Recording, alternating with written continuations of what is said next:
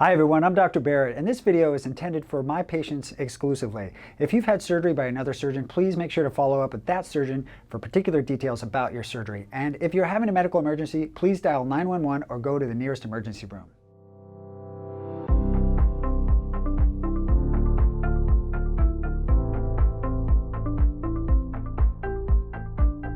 Congrats on your breast reduction procedure. You've either had surgery or you're about to have surgery, and you're going to watch this video to learn about everything you need to know about your recovery.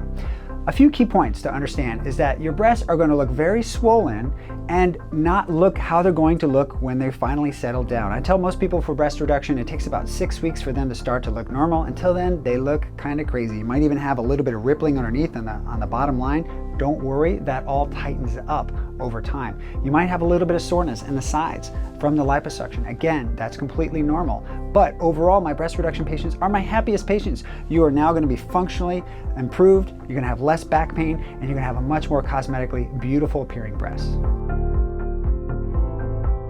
One thing to watch out for is the nipple appearance, the color, and the temperature, okay?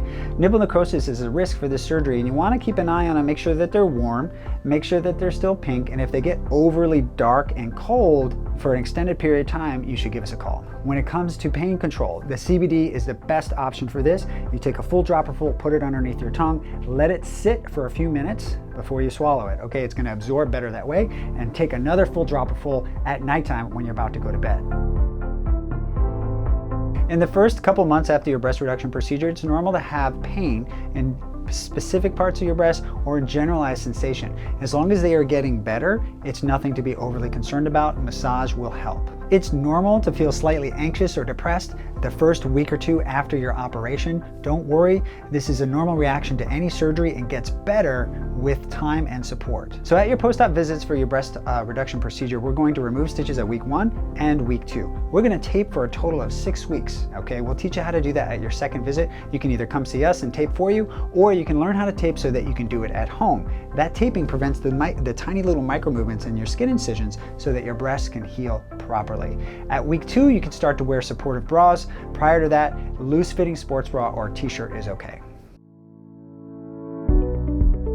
You can also take a shower 24 hours after your operation. You can get everything wet. I do not want you to take a bath, hot tub, swimming, or getting in a body of water like the ocean or a jacuzzi. That just basically invites bacteria in. The pressure of the water can cause an infection. Shower is okay.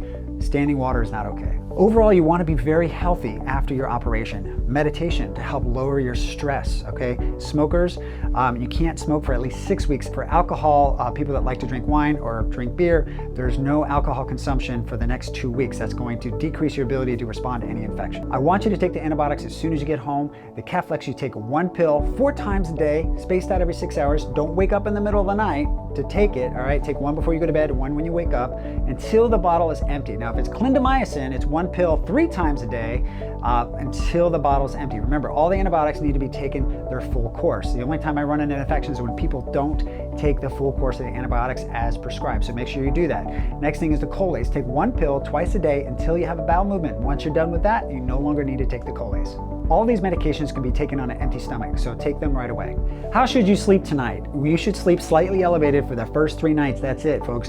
Have a few extra pillows, sleep with your back upright. That's going to help some of the initial swelling go down. After that, you can start to lay flat, and then after 7 days, you can start to lay on your side as you feel comfortable. I wouldn't sleep on your stomach until about 6 weeks to avoid pressure on your breasts. Don't expect your liposuction results to look good right away. For at least 2 weeks, it's going to actually look worse before it looks better. You might also get bruising and swelling extending down into the legs, away from the actual liposuction sites. This is also very normal. The swelling can last easily up to 3 months to 6 months in certain areas. Walk around 3 times a day for the first 2 weeks, and I encourage you to do that. Don't walk more than a mile. And then after 2 weeks, you can actually resume normal activity and increase as your body tolerates. All right, don't get right back into it running a marathon, but use your body as a guide and slowly ramp your normal activities back up to where they used to be.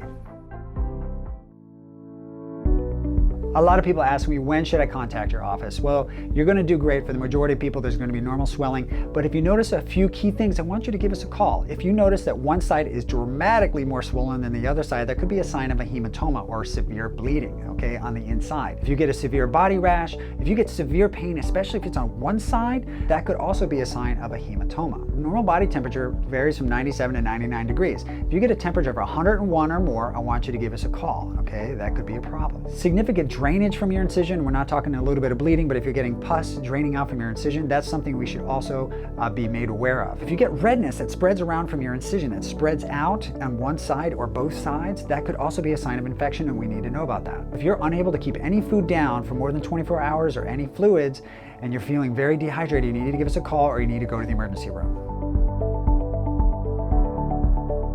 Congrats on your breast reduction procedure. Again, you're gonna be happy, you're gonna be relieved, getting that weight all off your chest, and you're also gonna look fantastic. Have a positive mindset, follow these instructions as we talked about here, and you're gonna do perfect. So that's it. Congratulations, you're gonna do great. If you have any additional questions we didn't cover here, give us a call or shoot us an email. We want to hear more about your healing journey and educate other patients potentially about what it's like to go through this procedure. If you can, please tag us in your recovery journey at #BarrettRecovery.